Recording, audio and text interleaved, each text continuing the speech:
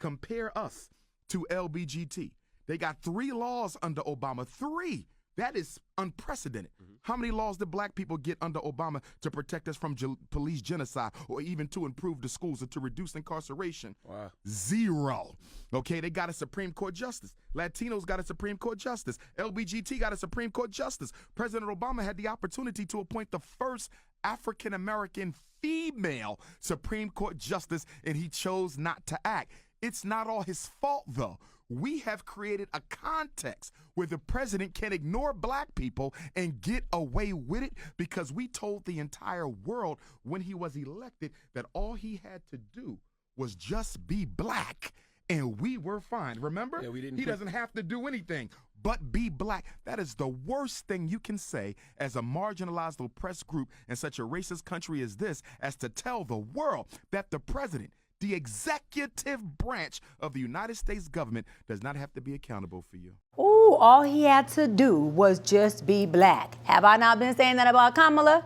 Listen, y'all, it's your favorite doc, Dr. Bryant. Did President Barack Obama have his best work undone, or did he just not do enough? As the country prepares for Trump 2.0, we're looking back at the legacy of our first black president. The more we see what Trump did for his people, the clearer it is to see what Barack didn't do for us. We're going to talk about all that, y'all, and more here on Truth Talks.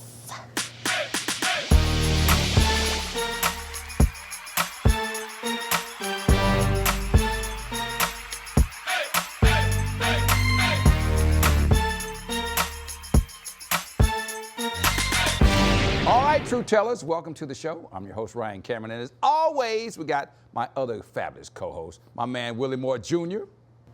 We talking about Barack Obama. I got my light-skinned people eyes on right now. Shout out to Barack.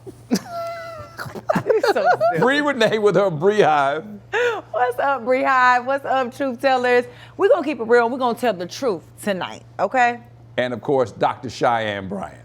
What's up, Doc Squad? Y'all did heard me at the top. It's your favorite doc. We're going to talk about the Barack, or was it not enough Barack?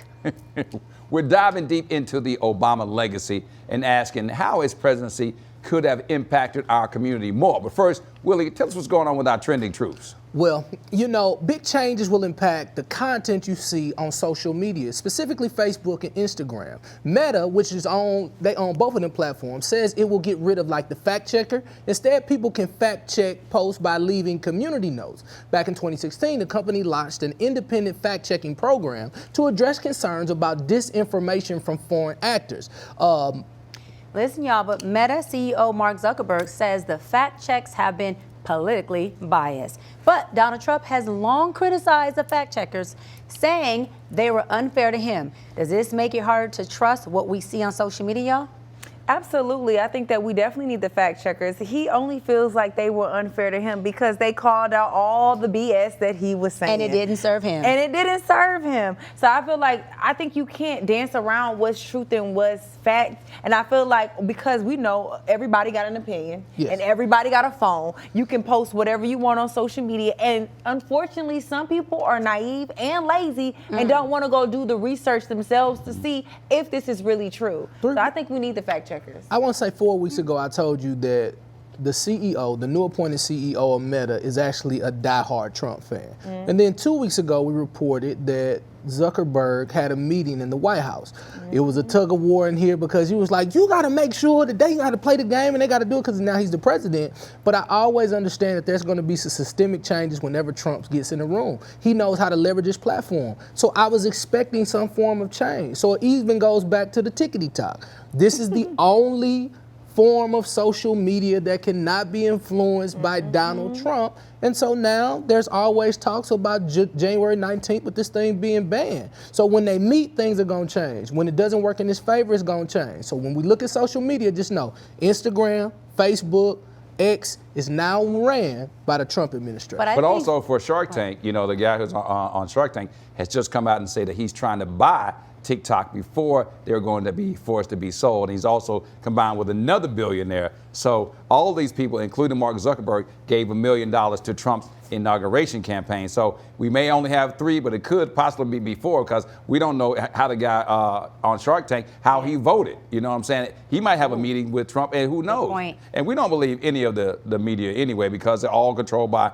only a certain number of individuals. And right now, if you're not skeptical about anything that you see on the news, you are really going to be in for a surprise 100%. after January 20th. And I wanted to say, I think the fact checkers not being there cuts into our freedom of speech amendment. I think the fact checkers allows people to go and check the fact and say, hey, I have a difference in opinion, which is our freedom of speech. I don't agree with this. Because of the deep fakes, I can have somebody come on and look exactly like Dr. B and like you and say something, and it's not you, it's not any words that you've ever used, and there's nobody out there to dispute it and say this is a lie, this is AI, this is generated, and that's what I'm most scared about, all right? So family and friends are very angry right now at the widow of a popular dancer, Stephen Voss, who is known as Twitch, was featured on So You Think You Can Dance, Step Up movies, and Ellen. Now, he took his life in 2022, and now his widow, fellow dancer Allison Holker, is promoting a memoir. In the book, she claims that she found a stash of drugs in Twitch's shoe boxes. Yeah, she also says she found his private journals and will be including some of those entries in the memoir, y'all.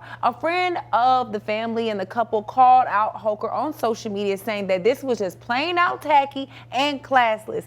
Family members say Holker wants to tarnish Twitch's legacy and is not letting them even see his kids and their side of the family. Holker says that she thinks the book will help people who are struggling with some of the same issues that Twitch did. But I gotta ask y'all, do y'all feel like this is tacky?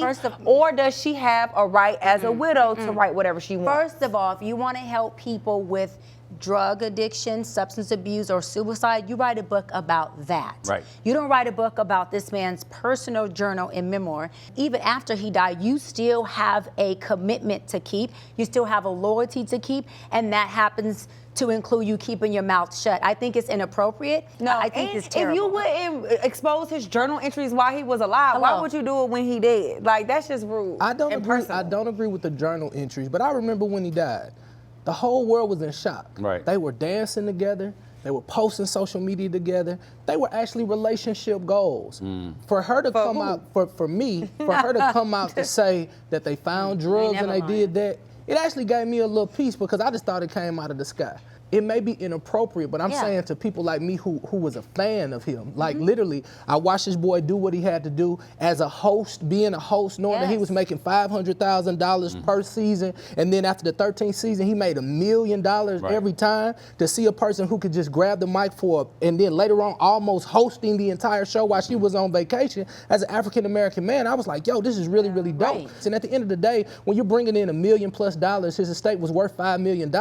And this woman may not can take care of these children at this particular point. But knowing that one thing about drugs is okay, but everything else about this man's private journal is inappropriate. To say he died from suicide, which was a drug inducement of it, fine. But to go any further, you out of pocket, sis. And you ain't even sis at this point. You are out of pocket. You just don't do that. And I feel some type of way about my black man. I think it's totally inappropriate. Well, everybody that is on the family side has talked about the fact that when she had Twitch's funeral, she made the mother sign an NDA to attend the funeral. That has come out as well. Also, other family members are saying that she has not allowed them to see the kids. Now, I think for a lot of people, the other narrative is it's going to be a lot of people out there say, see what happened when you marry these white women? I was about to say see what happens when you marry these white women, because it's out there no matter what, because people are saying, all right, when you try to sell a book, I have a lot of friends that you're a best-selling author, when you sell the book to the publisher, they got to say, okay, what else do you have?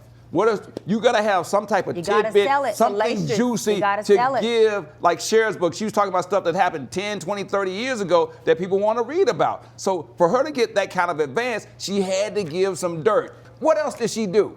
She has no job. So you knew she was going to do something. Yeah, that's true. Terrible. But listen, definitely hoping that something comes that's actually peaceful, because I am a big fan of you, man, so rest in peace.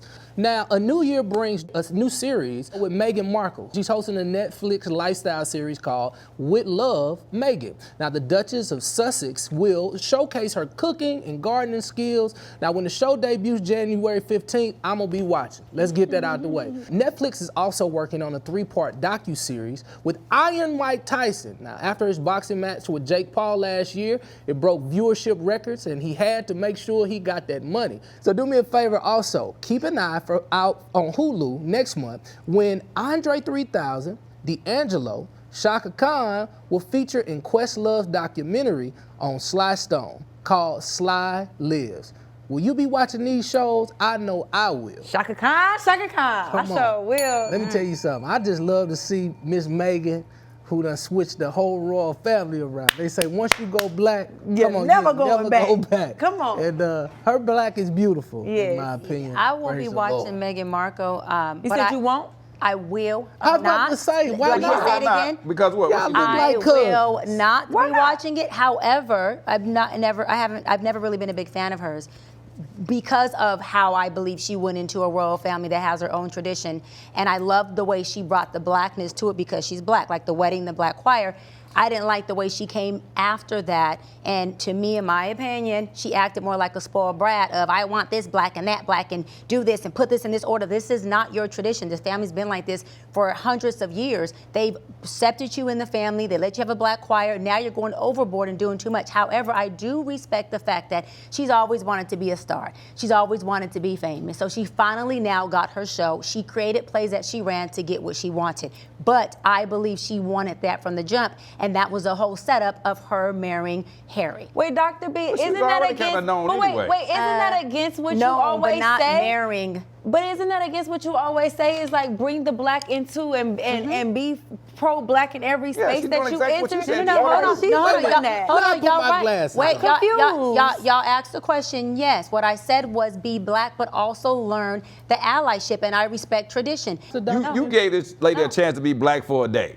No. That ain't how it works. No, She's still being black She being black because for she the took wedding. Harry She out of needs- the palace. Harry's not even in the Dr. palace no B, more. she That's needs her to be being black as she wants to be, as long as she wants to be black. And she was already famous on Suits, and you don't watch TV, so I you don't never watch you never TV. knew that she was on Suits. I So didn't know that. You didn't know that I because did. you don't watch TV. I knew it You don't because- go to the movies. So all this stuff you be talking about is because knew- you don't know about she it. was on TV because when they had her on Oprah, they showed the background. You watched of Oprah? How, yes, I watched Mama. Oh shoot! When they had her interview on Oprah, they showed how she was an aspiring actress and she actually but did she some was work. also known for that show because people were Yeah. expecting her to kind of go to the background, but she did not fade to the background. Of course, Good. all the royal And she family, shouldn't fade to the they background, all yeah. attacked her. All the British publications, Oh, they here you attacked go. and Well, I'm you glad that believe she that came rhetoric out. if you want to. Didn't I'm know- glad that she came out from under that and it got on Netflix and took that bag because she had some other things that failed miserably. So for that, go on in there and get your cooking and washing on I and do like all that those she things. has this show because Meg, you ran the plays that got you what you want. You know me, sis. I'm all for people who can run plays that gets them what they want. I love that mindset. That's a victor mindset, not a victim mindset. Go you.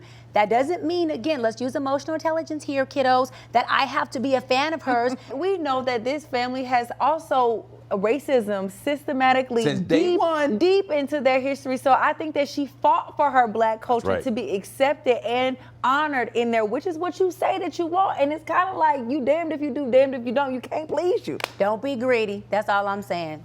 Be black, but don't be over the top and dominate. I can't wait till they playing spades in the Royal Come Castle. on, put it That's on when your you know forehead. it's real. Slam it All on. right? When she throw that big joker And then I down want you and to- do like this, And tell them, that's Ryan, when it's real. They Bam. reneged. All right. Tell them they reneged. Up next, we politicking. A civil rights investigation could lead to some major prison reforms. We'll discuss that next on Truth Talks.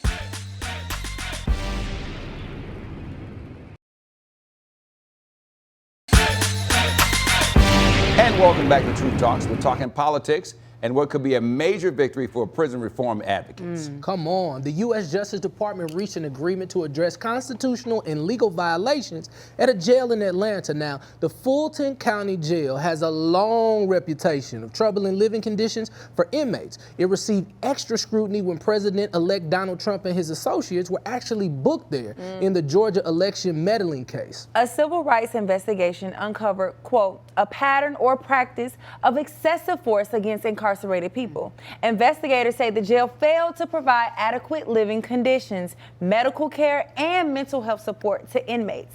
A federal court still needs to approve the steps listed in the agreement to improve conditions.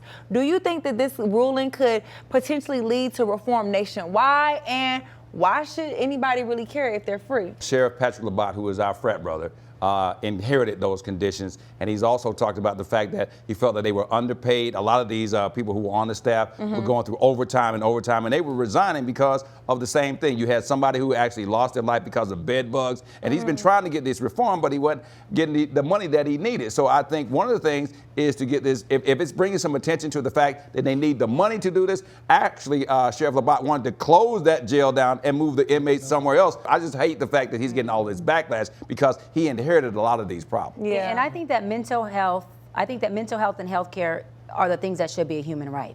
I don't think that anybody, whether you're incarcerated, homeless, got a home, I don't care what your socioeconomic class is, mental health and healthcare should be a human right, because when you make sure that folks are healthy within themselves, that contributes to having a healthy society. And I don't think that committing a crime means that we then, as a country, commit a crime on you.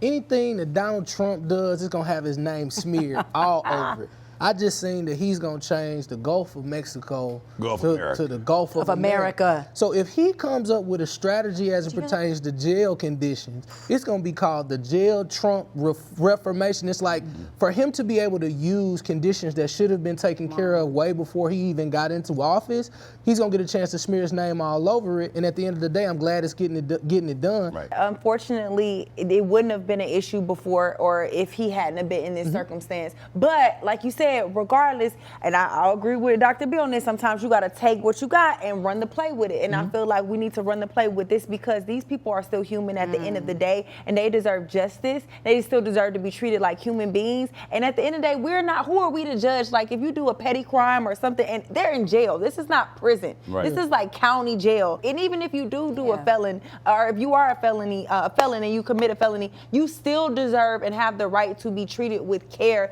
as a human being. I think that hopefully that this will bring about change not only in the city of Atlanta and Fulton County, but nationwide. I don't think that these conditions are unique to the city of Atlanta or Fulton County. I think this is going on in every private prison, every county jail across America. So hopefully and even that it does photo, bring about nationwide like that change. photo is just, it looked like there was blood on the toilet. I mean, it looked like there was feces everywhere around, urine. This is Nobody should have to live like that. Like literally dehumanizing somebody. This is inhumane. That is a crime right there. And I think that people who are even working in these conditions deserve better treatment. Like you said, more pay raise, because if you treat your employees right, they can do their job better. If you want to get somebody to act a fool, mess with their check. Yeah. I mean, even when we doing this show, we have a fact that we be looking for our check on that Friday. If that check ain't in there, we be calling our producer, our showrunner, Jody. No, you. Where that damn check at? The check ain't clear. You want some prison reform? I'm gonna show you some prison reform. Right now.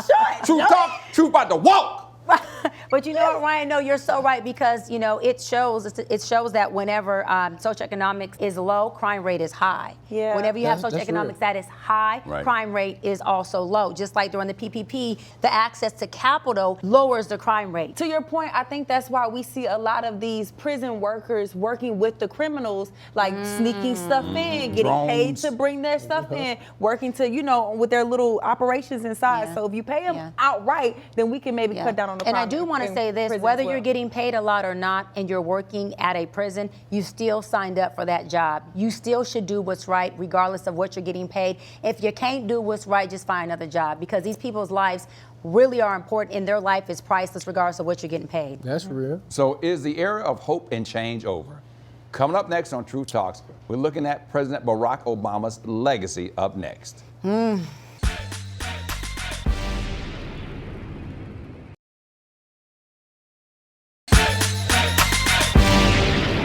What did you think of Barack Obama being president? Barack Obama is a joke. Barack Obama didn't do a darn thing for black folk.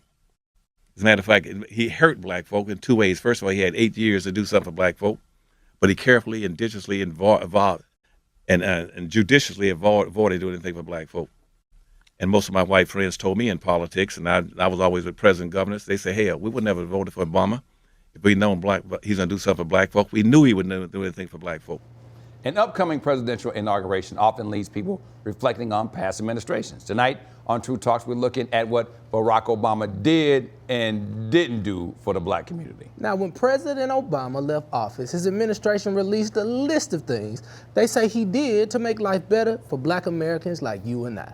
Number one, he decreases in the African American unemployment rate and poverty rate. A 4% increase in the median income of black households. Expansion of tax credit that gave black families an average tax cut of $1,000. A historic low in teen pregnancy for black women. A record high graduation rate for black high school students. A decrease in black incarceration rates.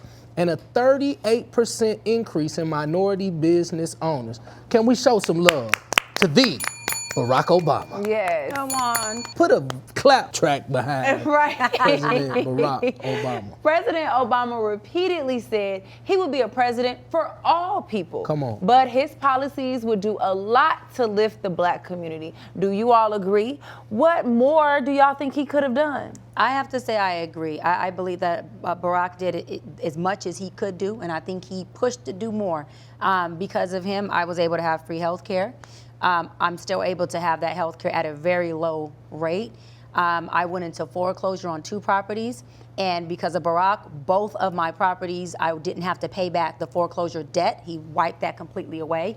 Barack did support prison reform. He did support incarceration reform, and he also supported mental health diversion, which is a resolution that I wrote through NAACP that got approved on the national level. He supported those things. Yeah. So there's a lot that he did that obviously the media wasn't going to just fabriblast it, but when you're in certain rooms, you do hear these policies that he did do that really were good for our community. He also deported 5 million people.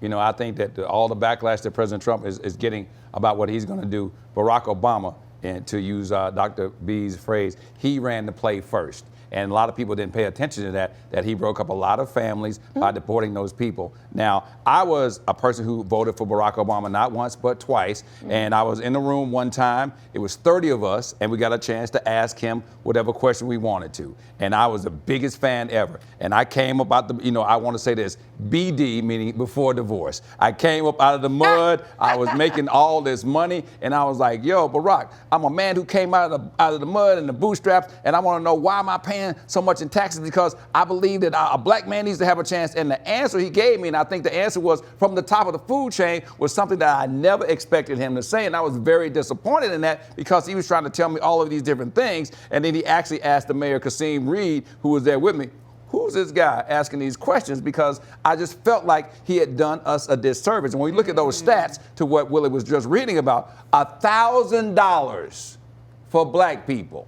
$1,000, a tax credit for $1,000, a 4% increase in the income of black households. That looks good on paper, but how does that look on your check? I was the biggest fan, but it's time for black people to realize that what happened with Donald Trump is that he got in the first time and did whatever he wanted to do, and then he got in the second time, and he really gonna show you now. So you are saying like, Barack, you could have done a lot more, but were you afraid of the backlash or the blacklash from the white people? Those numbers may look low, but you got They are low, Willie. No, but you got to realize we was coming off a presidency that had some of the lowest numbers in American history with Mr. George Bush. So to get out of the mud, sometimes it looks like a small number when you're coming from such a large deficit. So here go to catch 22. $1,000. No, here go to catch 22. I too had the opportunity to sit down and have a great conversation one-on-one with President Obama, and we began to talk about adoption and those laws that needed to be changed, and for people like me to possibly be able to get my birth certificate.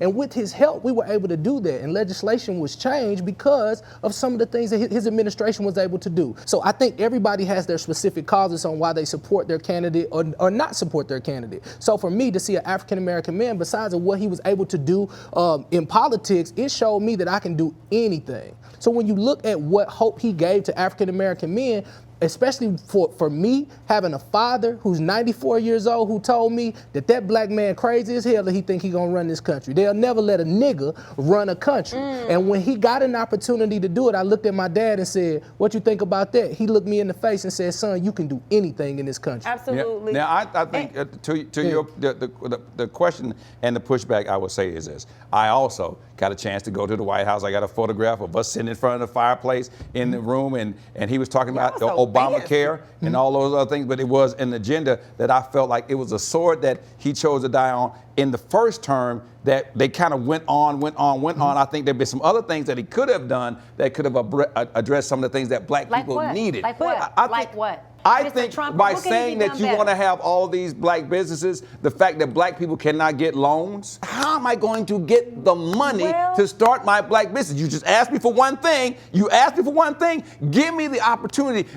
You bailed all of these banks. Remember, you bailed these banks out and the rates are still high as hell. The president has the power to say this has got to stop and I'm going to sign an executive order, and he could have done that. Well, so that's your example and that's your example. I like to combat that example because I feel like as a first-time home buyer, while he was in office, I took advantage of his first-time home buyer policy. He did make it so that we would get loans at lower interest rates, and we could use lower down payments to purchase homes. I think that is one of the ways that you instill financial literacy and homeownership in the black community. How did he do that? He made the first-time home buyer policy. Another thing that he did that significantly helps black and brown people in our community, he extended the Pell Grant and almost doubled the Pell Grant so that black and brown people in low income could now go get an education. It allowed someone like me to go to an HBCU at Grambling and not have to take out. Do you have financial aid right now? I'm not in school anymore, but Do you I have did. debt? Do you have financial aid debt? I don't have debt because I got the Pell Grant. That's what I'm saying. Because the Pell Grant was so much more than what it had been in previous years, I didn't have to take out a loan. I was able to graduate debt-free because of that. And the year I graduated was also able you to are purchase a unicorn, my first sister. house. No, I'm you part are of the a low unicorn. income that there was are able to qualify thousands for of that people Pell Grant. out there who are living right now that went to school and got all of these degrees. They should have went to an HBCU where they didn't have to pay for extra. They've gone to HBCU and they got all this financial aid that has not been forgiven. Ask people right now, where they are choosing to make a decision, should I pay this financial Well, they aid? should apply for the Pell Grant like Bree did. Exactly. Everybody getting it. You know what? It's a lot of, I got a Pell Grant too, and I quit your waiting. Well, that was before you made it in Carter. You were during Carter. Right. Anyways, well, Peanut, be quiet. Some political experts say Obama's main issue was a lack of boldness. Okay, which ain't my issue, but it was maybe his. Kamala Harris talked about how hard Trump pushes his agenda. Take a listen, y'all. You know those checks that went out? Yes, those skimmies. Right. Right. Stimulus check. Congress wrote those checks, but then Donald Trump, unlike any president before or after, decided he put his name on those checks. So therefore, people thought. So people thought Donald Trump, they gave me that check. See, he took credit for it, and black people believed it. They believed it. Yeah. They believed that they gave him the money. Hold on. Tag me in. Thank you. That's exactly why you lost, sis, because of that comment right there. You know what I mean? He put his name on it. And guess what?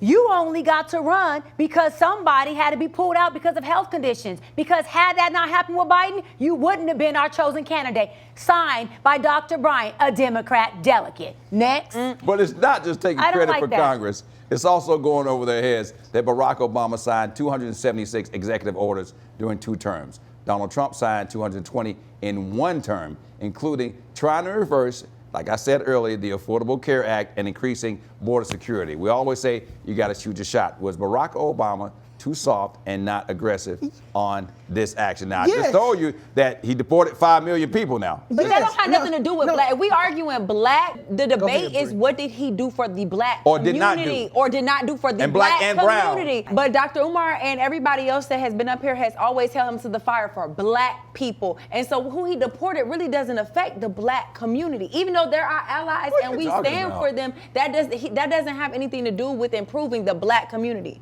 It doesn't. Every administration deports people. Every single one of them. 5 million people, bro. Now listen, it's just nobody is publicizing it like this new administration making it such an iron fist thing, putting people in a perpetual state of fear who are immigrants. Yeah. At the end of the day, there's certain policies that I would care a whole lot more about to be put in the forefront. Absolutely. Like the Pell Grant. That's what he chose to do. Different things like that, that's what he chose to do. Of course, every administration is going to deport people. They looking for people right now. And I have to to remind y'all that no president, no matter how black you are, can come into office and just make everything, all these new laws for black people. You have a Congress you have to answer to. They not finna allow that. And if the whole Congress ain't black, they not finna allow That's all why your they call it plays the to get executive ran. order, Bree. So you can do a lot of things do with a the lot of executive things. order. You can Well, sign a lot of things. You can sign and whatever you you, can do whatever want want with to an do. executive order. Yeah, you can do whatever but to you your want. point, Bree, there are more people than just black people. We only make up Yeah. 13.4% of the United States of America. So you cannot make every policy and every Yeah. legislation cater to one community. Like Obama said, he is the president for the people. And I think that is the right way to lead a country where you do have a melting pot. I do not think he was afraid of backlash from white people. I think Obama ran his office the way that he would, genuinely, authentically to who he was as a black man. Every black man has a different experience and has a different idea of leadership. Absolutely. And let's not forget that he ain't no inner city black kid like a Ryan Cameron. So his experience as a black man is Different. completely different from what we feel like affects us most. So he might not feel connected to every single root cause or issue. Well, after Dr. B runs for president and she wins and she makes me the ambassador to the Bahamas, Yes. I will change all of these things. Okay. Executive order. Well, one area people are saying that he should have used the executive order and maybe failed to take enough action was policing and justice for black crime victims. Obama was president during the deaths of Jonathan Ferrell, Eric Garner, Michael Brown, Tamar Rice, Trayvon Martin. Let's take a listen to this. When Trayvon Martin was first shot, I said that this could have been my son. Another way of saying that is Trayvon Martin could have been me 35 years ago. And when you think about why, in the African American community at least, there's a lot of pain around what happened here. I think it's important to recognize that the African American community is looking at this issue through a set of experiences and a history that that doesn't go away. Now, it's one thing to talk, but it's a completely other thing to act. And we've seen George Floyd, Breonna Taylor, and a wave of unarmed black men and women killed since 2020. What do y'all think President Obama could have done more to keep us safe in our own communities, especially when it comes to policing and the black community? The one thing I think that is important is for law enforcement to have culture competence. Okay, I also think that law enforcement needs to have mental health competence. So if there was something that I had to say that Barack could have done, was he could have made it to where mental health competence was a mandatory training for all law enforcement across the nation. Because trauma shows up different. Two things: one, on a black person; two, on a black person who is having a mental health crisis. If law enforcement doesn't understand that, then what happens is they end up taking a life of somebody who had no control and did not have the ability to act in a different way. We're going deep in this Barack Obama rabbit hole. I can't believe you don't like Barack. No. I didn't say I didn't like it. Ryan. I just said that he had a chance to do some things that I felt he could have done, and he had 8 years to do it. That's all I'm saying. And because you got your Trumper boots on today, you feeling real different and brand new. I don't have any Trumper boots. These are Uggs. Put them One boots group on. in particular says they felt left out during the last presidential election. Young black men. We'll talk about why when we come back.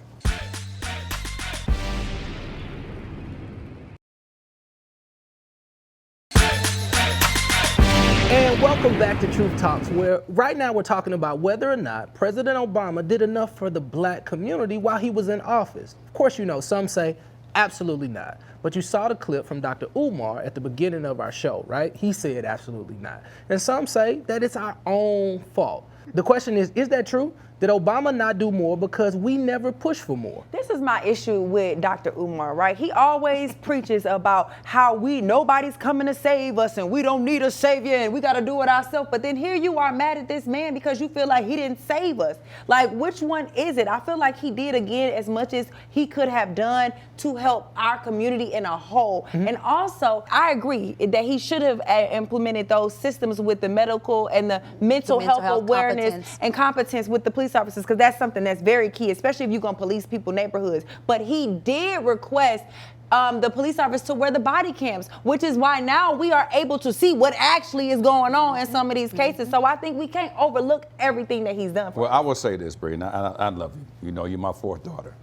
But if we all go in, we get in our cars when we leave here, and we all get pulled over by the police, the reaction that Willie and I get and the reaction that we have is going to be totally different than y'all get because of the way we've been conditioned, because of body camera or not. As soon as I see those blue lights, and I got every license except a marriage license, okay? But now I got a marriage license that's international, so I got that one too. But we still suffer from this PTSD of the fact of what has happened for many, many years in our communities about the police stuff. Now, body cameras are great. I have a friend who is a billionaire who had a white woman that go in and she would give these body cameras to these country towns, and they were like, oh my God, because they would not accept them from a black man. But it's also because in these rural communities, sometimes they'll reach up there before they whoop your ass and they'll turn it off. Here's the thing, to kind of talk about what Dr. Umar was saying, that we didn't push or what we not pushing. The truth is we always get quiet when we get a Democratic president as in these United States. For the last,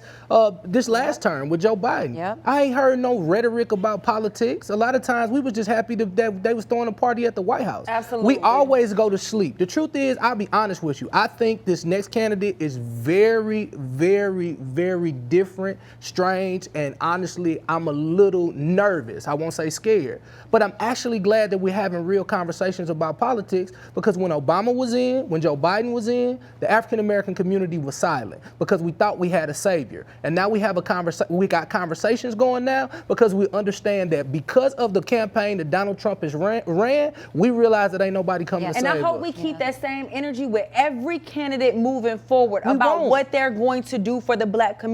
Because why are you putting that much fire under a black man, but you didn't do that for Bush? And you didn't do that for Clinton. And this is my thing about Dr. Umar saying we didn't push for more. Before a community can push for more of anything politically, we got to do two things. We got to start to contribute to campaigns, and then we have to start to vote, because there's too many of us with our hands like this, and our hands are not giving to the candidate that we know that can help our community. And after you put your money where your mouth is, you got to go take your little butt down to a voting place or get your mail-in voting and vote for who you want, because you can't ask for nothing you're not contributing to. Now, some people in our community say that Barack Obama is out of touch and talks down to the black community. They point to a speech on the campaign trail in Pittsburgh where Obama criticized black men for low voter turnout and urged them to vote for Harris. Reaction to the speech was pretty swift. You got to take a listen. They brought out their savior, former President Obama, to sort of, let me get these young men, these young bucks under control. Daddy's home now. Now, is President Obama insulting our intelligence? And is he out of touch? Listen, I'm going to hold back what I really was. No, go ahead. No. This truth talks, not the truth. True. First of all, spit your lyrics. Y'all gonna come for me, and I'm gonna come right back if I'm in the mood. But she had an accent.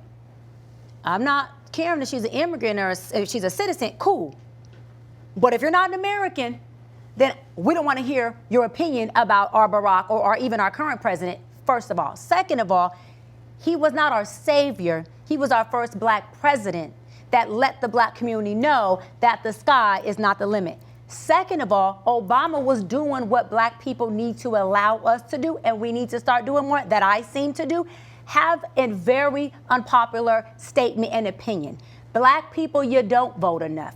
You don't contribute to campaigns. You go buy a Louis Vuitton bag and a Lamborghini and a chain, and you go on vacations, but then you come back and be upset about a president who doesn't do things for your community. Or when you can't afford to go on a trip again because you financially can't make enough money because you can't get employment because Donald Trump is taking away DEI. If you vote and you contribute, like Obama said, then you will be a part of the change, and you will be a part of creating policy. And Dr. Umar, if you think he could have did more, then why are you not running for president? And what are you doing to help us save? And what are you pushing that you're actually delivering? I'll wait for the response. Well, the Republican Party is making strides with young black men. And the former president says he believes he knows why. Let's take a listen. I think we have to recognize that as Americans, we are in a culture that puts a big premium on material wealth, no matter how you got it, and no matter what impact it has on other people. And that is pervasive in our culture. And Donald Trump is almost a caricature of this, right? Everything's gold-plated. Everything, is big, and I'm going to show off all my wealth. And we're not immune from that. Our whole culture is full of that. He ain't lied. Now, in the last election, about 30% of black men under the age of 45 voted for Donald Trump. That's roughly double the number he got in 2020. So why are young black men shifting to the right? And is it a rebuttal of Obama and other black Democrats, or an acceptance of the strength projected by Donald Trump? I think it's because since Barack, who represented our black people, in my opinion, very well, has gotten out of office, we haven't had someone in office to represent us in the nature that he has. And so because of that, they didn't believe in our previous black candidate, so they went to the right, which was, for them, the less of the evil, which was Trump. The truth is, black men, we don't read and we don't look at policy. Go ahead. I mean, it's just the truth. Keep it real. We get our conversations in the barbershop. We get our stuff on Instagram. And once the narrative becomes, man, if you really want to get with some bread, go ahead and go with somebody who know how to get the bread. Come on. The foundation of this last election was taught for African American men was like, how am I going to take care of my family? Because I had people out there who were contemplating going back to moving packs under this last administration when eggs was $10. You know what I mean? And so it was like, hey, I'd rather get a businessman than a person who's going to play politics. At least I know who he is. Who is going to run on policy instead of on politics, instead of on popularity? It has to be noted that Barack Obama and Michelle Obama openly supported the LGBTQ movement. Barack stood up in front of the mixed-use bathroom issue in North Carolina, which legitimately was a state issue. And Michelle Obama famously had the first out NBA player seated next to her at the State of the Union address. Why did they feel so comfortable on the front lines of the LGBTQ cause, but seemingly hesitant on the black agenda? I don't think that they were hesitant on the black agenda, but I do feel like these people also have long been forgotten and did not have any rights. They also legalized gay marriage during his administration as well, which my mothers were able to take advantage of, and it was something that I was very proud of, because now for the first time in history, these people were able to marry who they loved. When these people of this community are on their deathbeds, their significant others aren't even able to make life determining decisions on their behalf. And sometimes they family who have abandoned them were able to be up there and make decisions on their behalf. And you have long been, wrote them off out the family. Yeah, and let me add to that, Bree. There's also a huge, gigantic black population in the LGBTQ plus, or whatever other letters you want to add to it. So he still did something for our community. Here's the thing. A lot of times we get into these positions and we're timid because we've only seen it done one way. When we look at politics and what they are about to become as it pertains to the Democrats, people are going to be a lot more belligerent and straight to the point. He came after George Bush, who was very conservative, so much so that he was sitting in the classroom when the towers was hit and he was just confused and he couldn't even become a leader, right? And then Barack came and he pushed the edge a little bit more. He was the first person to come without a tie when he was doing press conferences. He changed his suit color. That was the edge line that presidents would do. But we cannot compare a belligerent Donald Trump to a very conservative Barack Obama. That's very unique to me. And we can't compare because of the race and the privilege that Donald Trump has. We know through systematic oppression, like we've said so many times on this show, that when we come together and come up with our think tanks, we got to be quiet. If Barack Obama would have ran with 2 felons instead of 35, 6, whatever number Trump got, he wouldn't have made it. He would have been a nothing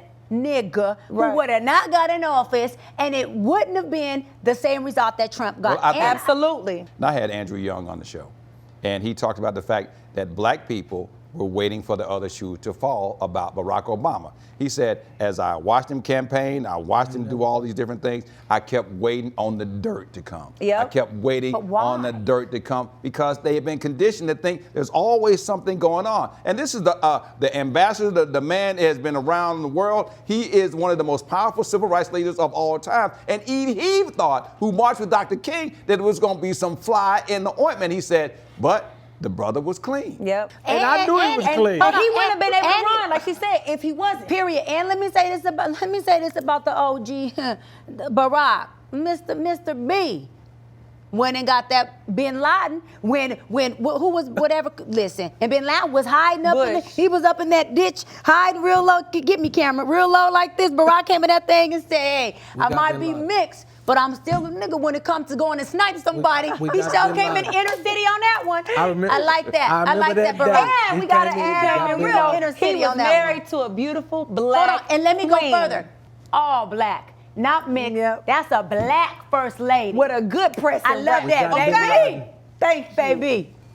So listen, final thoughts from me. Barack did everything he could. Absolutely. To the point where he went from brown hair to gray hair.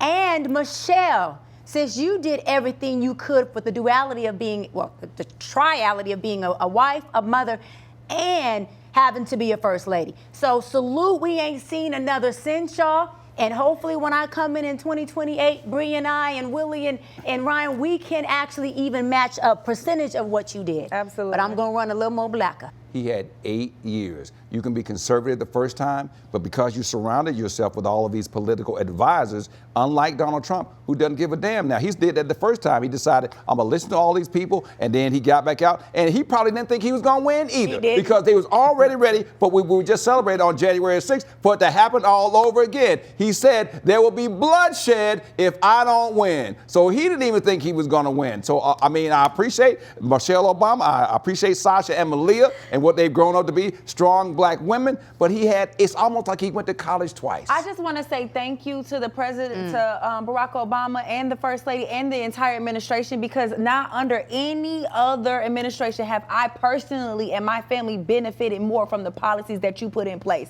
So thank you. Yeah. And I don't know if we ever gonna be able to see another black man. Black because man. Because now the standard is so belligerent, and a black man can't run that way. Here's the thing, and I don't want to get I know we got to get out of here, but I do want to be honest with you. I'm gonna be very, very honest with you. When you are comparing this Donald Trump, who has done something that no other president has done, not Ronald Reagan, not George Bush, not even the late great Carter was able to do the type of things that he's doing. When you're comparing them both, it's just a little tough for me, because I seen a black man who had to walk on pins and needles. They literally weren't letting any of his stuff go through. None. Like regular stuff, like should we do white bread or wheat bread? Right. If he say wheat bread, they gonna be like, no, we got to have white bread. It was just really, really tough. He was attempting to get, like, let's shut down the government. And the craziest thing is, even with him having a white mother, it wasn't good enough for America because he was still black. Yeah. Coming up on Truth Talks, we're going to hit it or quit it. One husband is feeling left out in the cold, and he wants our advice when we come back.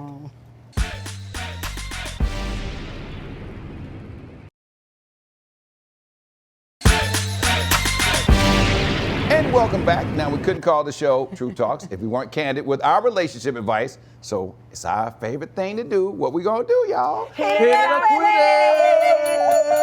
Now, we've asked viewers in our DMs and, of course, our friends at Fox Soul and YouTube to just give us questions that they may be a little scared to ask at the dinner table. You feel me? So this is what one of our anonymous Truth Avengers wrote. Now, my in-laws are celebrating their 30th anniversary. My wife and her siblings gave my in-laws a framed photo collage made up from family pictures. The problem? I'm not in any of those pictures. They used a family photo from our wedding that didn't even include me. So I asked my wife, why was I left out of the photo? She got annoyed and told me to stop making everything about me. We're not talking like right now, but am I honestly, am I overreacting? Is he being petty, or does he have a point? When they included the wedding photo and it didn't have him in it, that was them being petty. If it didn't have a wedding photo, it might have been like, hey, we just wanted to give our parents a picture of the kids. Can I tell them? Yeah. Hey, Champ, they don't really like you like that. Yeah. Right. No, I'm just being like, they talking about you at Thanksgiving before you get there, wondering if she's still with you. Or the in-laws don't really like him. Right. Yeah. So the brothers or whoever did the siblings, they might like you, but they might know that the mom and daddy The don't. wife was in a tough situation. Yeah, and the wife knows they don't like you. They That's don't why like she you. told you stop making everything about you, because she doesn't know how to address this issue. I don't think you need to quit her. She's your wife. But I do think you need to have a conversation and ask her bluntly, like, what's up with that? Do they not like me? And I also think this, if they don't like you after all all of this time, I'm thinking marriage, you've been together long enough to know what you did. I don't think this is something he's in the closet about. You know when families don't like you. Right. Yeah. You But know they when said you've they done forgave something him. or you've done nothing, but you can feel the energy on holidays, on regular conversation. This wasn't the first time this man had to ask, what is going on? Yeah. And I think it's diabolical and deliberate, right? To go in and make sure that you go through all these pictures, because we've all had wedding pictures and albums and albums and albums. You like, oh, he ain't in this one. This one Use works. this one. Oh, he ain't in this one. Use this one. Oh, here's us all out there at all the bridesmaids. Oh, here's the groomsman when he's in the back. They did all those things. It's very deliberate and very diabolical. It's nasty. Or right, Nasty or work. right, they might have photoshopped him out like you photoshopped me out of our Thanksgiving family picture with me, you, your mama, your kids, and Patty. Why am I not in that picture? I don't know you Oh, like that. tell her Ryan the same thing. See how you do me? I just met you. Tell her the same I just met you thing. 12 weeks ago. Look what he do. Why would you be in my family photo? See how you do me? Ryan, tell her the same thing. Stop making everything about you. Yeah, Stop come on. making everything about you. Yeah. Photoshop You got me you got a out. plane with your picture on the side of it. If you don't get out my face, So I agree. I wouldn't say quit it because this is your wife, but definitely you need to have some uncomfortable conversations, and then maybe try to amend things with your in-laws and sibling in-laws, because this is family at the end of the day. You don't ever want it to be awkward. Man, you know, Ryan and I are reading a book, Let Them, and it was a man who called in and just kind of sent the letter. Y'all got a and book he club? was, yeah, he was like, Basically.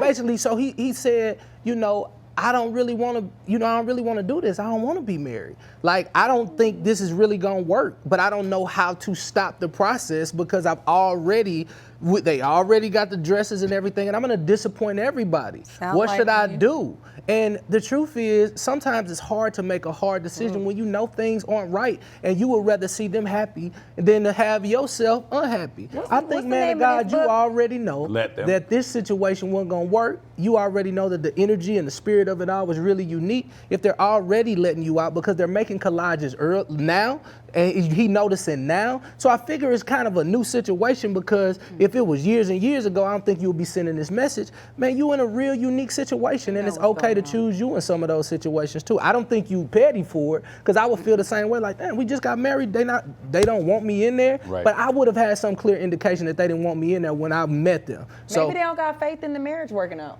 yeah. Maybe the wife don't have faith in the marriage working out, because I would have told my family or my siblings, we sending a picture with my husband in it. Whether you Yeah. like him or not, this is family. Right. What happened to the my man? Ain't that My what man, y'all do? my man, my man. Yeah. for this man, I feel sorry for you. I think it's something that they've all conspired. You know how they have that group text? Yeah. You've been the subject of this group text, and you're not even in it. And they all decided what they was going to do, and you should not confront them because it's only going to get worse. Yeah. I agree. Confront him, but good night. Confront him. Yeah. Her. Have a talk with your wife, Quit not it. the family. Have a talk with your wife. Yeah. Yeah, I would quit. Well, Good night. guys, let We us love know you. what you think in the comments below. So that's all the time we have for tonight. Be sure to follow us on all of our socials and right here on Fox Soul and on YouTube.